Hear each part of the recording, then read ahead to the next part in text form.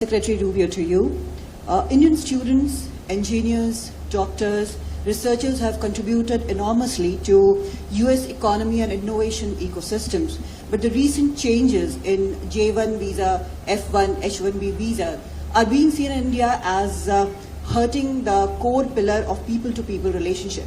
What does your administration have to say about this in regard to Indians and the message to Indians in this regard?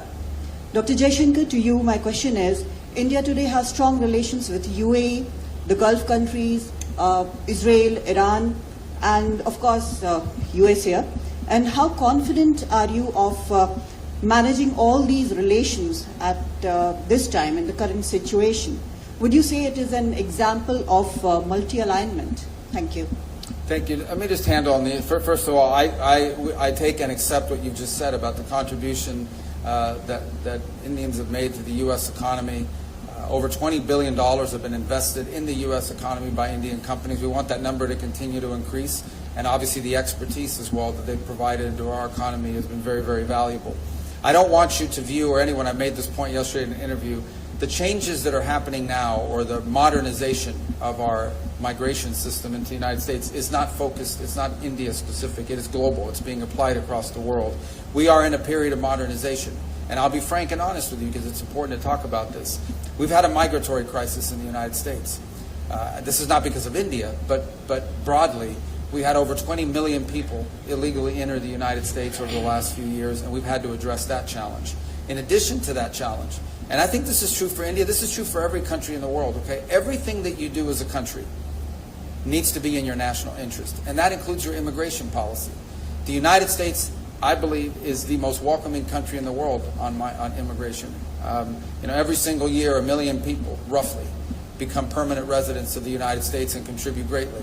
My parents entered the United States as permanent residents in 1956 from Cuba, and so it's a process that's enriched us.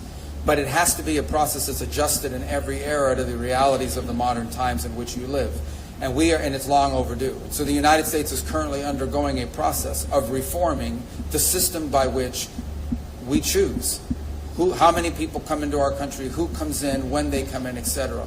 Anytime you undertake a reform, anytime you undertake a change in the system by which you admit people, or frankly, anytime you undertake a reform in any system, not just on immigration, there's going to be a period of transition that's going to create, some friction points and some difficulties and so forth.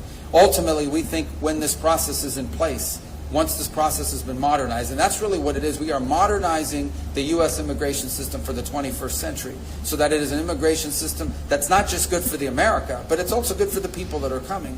Once we are complete and once we've done the work of modernizing that system, I think we're going to come up with a system, we're going to wind up with a system that's more efficient and even better than the previous system, and in some ways may prove to be even more beneficial than the previous system was to people from India that seek to enter the United States to work and innovate.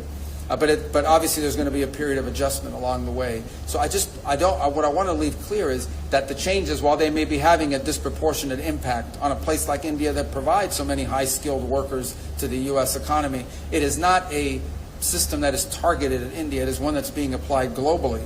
But we're in a period of transition, and like any period of transition, there's going to be some bumps on that road. But we think ultimately our destination is going to be a better system, a more efficient system, one that works better than the one that we had in place previously, and more sustainable, by the way.